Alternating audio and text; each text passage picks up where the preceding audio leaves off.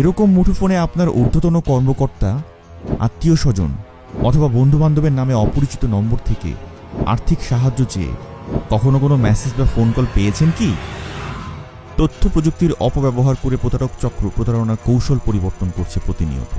বিভিন্ন যোগাযোগ মাধ্যম যেমন হোয়াটসঅ্যাপ, ইমো, ভাইবার, মেসেঞ্জার ইত্যাদিতে একজন ব্যক্তির নাম, ছবি ও ফোন নম্বর দিয়ে প্রতারকেরা সহজেই তৈরি করছে ফেক অ্যাকাউন্ট।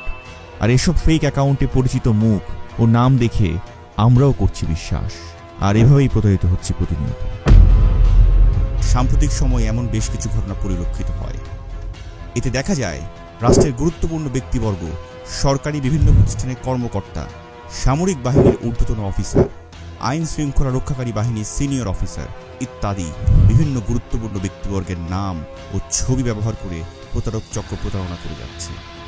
বিভিন্ন সময়ে নিজেকে ঊর্ধ্বতন কর্মকর্তা পরিচয় দিয়ে সাধারণ মানুষের সরলতার সুযোগ নিয়ে হাতিয়ে নিচ্ছে অর্থ। এছাড়াও প্রতারক যেই ব্যক্তির পরিচয়ে প্রতারণা চালাচ্ছে, সামাজিকভাবে তারও হচ্ছে সম্মানহানি। তাহলে এই প্রতারক চক্রের কবল থেকে বাঁচতে কি করতে পারি আমরা? অপরিচিত নম্বর থেকে কল বা মেসেজ আসলে প্রথমেই তা নিশ্চিত হতে হবে।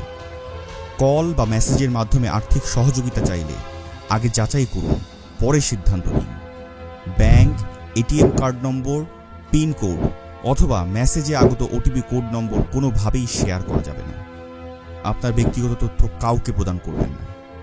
প্রতারিত হচ্ছেন সন্দেহ হলে আইন শৃঙ্খলা বাহিনীর শরণাপন্ন হন। প্রতারণা থেকে বাঁচতে সর্বোত্তম উপায় ব্যক্তিগতভাবে সচেতন হওয়া। তাই আসুন অনলাইনে প্রতারণার বিরুদ্ধে সচেতন হই, একসাথে রুখে দেই প্রতারকদের হাত।